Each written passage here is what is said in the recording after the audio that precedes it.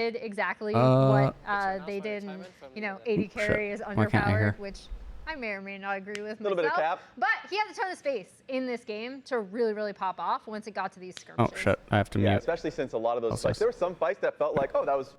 Boom. Alright. Let's go. Hello everyone, this is Jensen, and I'm here to announce my retirement from League of Legends. What? Where's the quality? And he's the first one to hoist the trophy.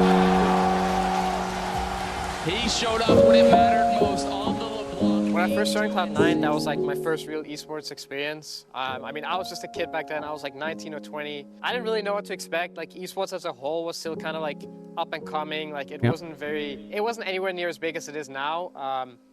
So I was just a kid going to California by myself, not really sure what to expect. And I'll replace high and I'm gonna be better than him. So like it should only get better from there, right? But that was just not what happened at all. It seemed like maybe the team relied too much on high. Then eventually we ended up getting high back on the team, and that's when things started clicking, and we actually had this crazy gauntlet run, and we made it back to Worlds when all odds basically seemed against us. So that was pretty cool. Is going to find elimination. Oh, they're torn out of the way of the dark binding. The chompers are going to go down. Elimination gets flashed on. Reckless grabs a kill onto him, and Sneaky trying to turn it around. The Ignite's ticking, but it's not. And my first game in LCS, it started off quite tough.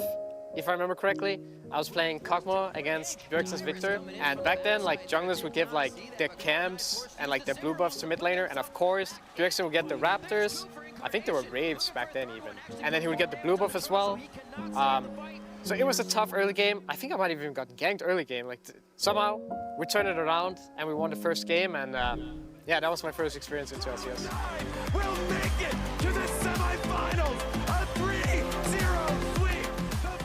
And then in 2018, we made it to the semifinals against all odds, and people never really expected much of us, especially because we're from NA. And I don't know if we got lucky, but we just made it happen.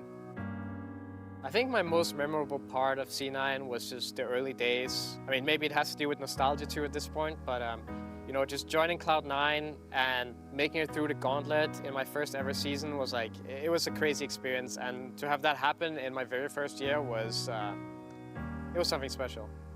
I would say my most fond memory on Liquid was, oh man, I don't know if winning LCS was the most fun one.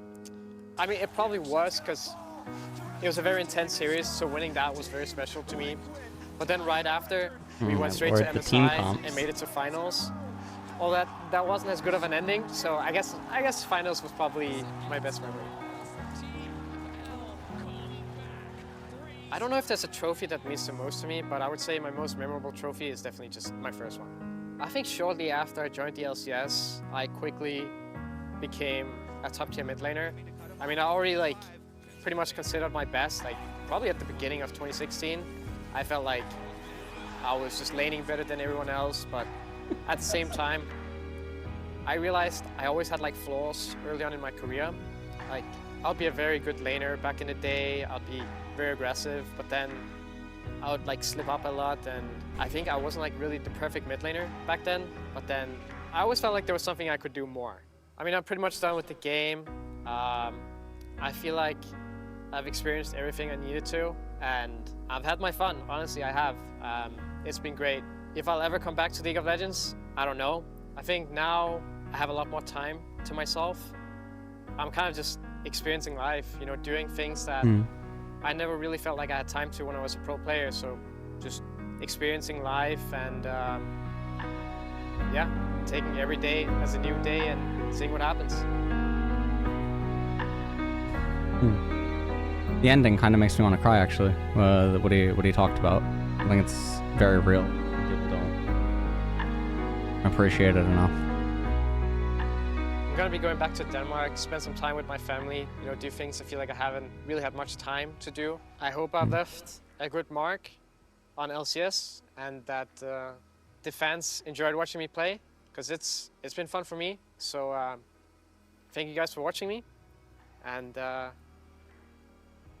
yeah, hope it's been good. He seems in good spirits, at least. I don't know. Nothing feels artificial. Max Waldo.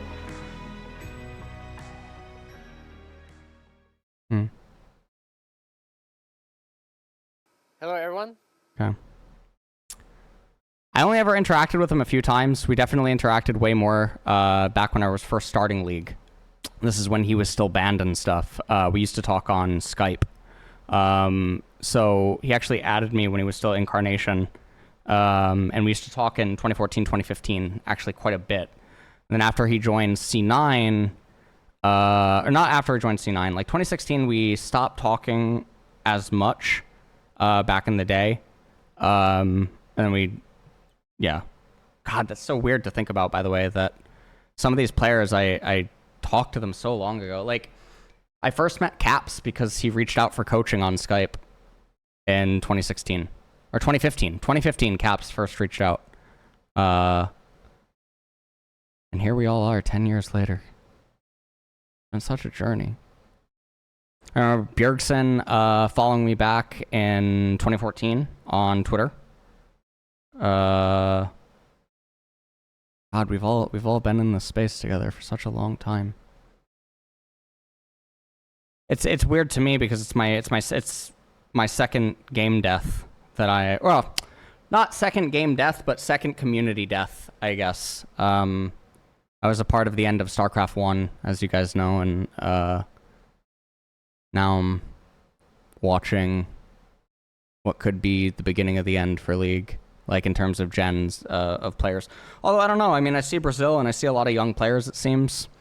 Europe seems to have some young players coming up. I know Korea is struggling a little bit more to get up-and-coming players. Like, you look at the LCK and stuff, and even some of the people that have entered LCK, they're not particularly young. I think it's getting harder. So we're definitely approaching the end.